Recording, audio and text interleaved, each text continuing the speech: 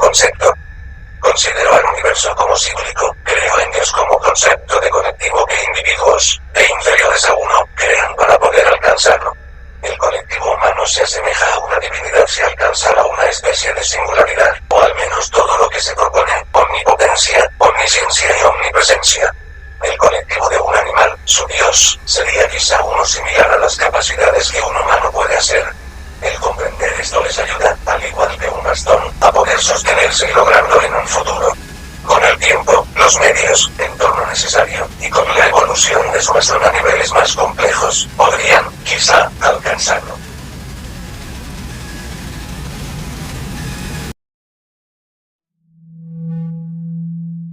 El hombre es arquetipo de animales, entonces Dios debe ser arquetipo de hombres, ¿no?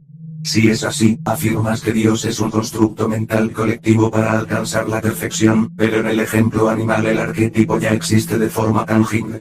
Entonces, el arquetipo Dios debería preexistir a los hombres.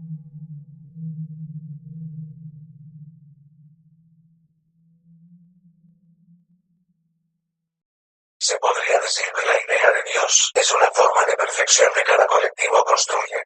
Las religiones lo reflejan según sus prioridades. Vida después de la muerte, felicidad eterna, o estados de conciencia, pero todas parten de una base común. Cada especie podría crear su propio ideal, adaptado a sus circunstancias. Si tienen un depredador, su visión de la perfección podría incorporar sus características, cambiando a medida que ese peligro desaparece. Así, los humanos interpretaron la lluvia o los desastres como manifestaciones divinas, como hicieron los incas. Tal vez los animales tengan un ideal semejante, según su nivel de conciencia. No todos pueden conseguirlo. Especies como las medusas, sin cerebro, probablemente no. En su caso, sería algo instintivo, más que consciente. Ya das por hecho que las religiones son construcciones sociales. Pero ellas afirman ser revelaciones, no especulaciones. Si aceptamos que hay un conocimiento eterno anhelado en ellas, entonces el conocimiento de la perfección viene de arriba a abajo, no de abajo a arriba.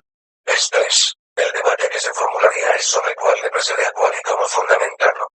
Lo perfecto precede el acto de la perfección, y el pensamiento le sigue a su alcance. El pensamiento de la perfección, originado en la razón, precede el acto para su posible alcance. Consideramos, que lo perfecto precede primero en la mente, en individuo y posterior realización en colectivo, siendo la posterior verdad que se maneja en sus individuos para alcanzar la perfección.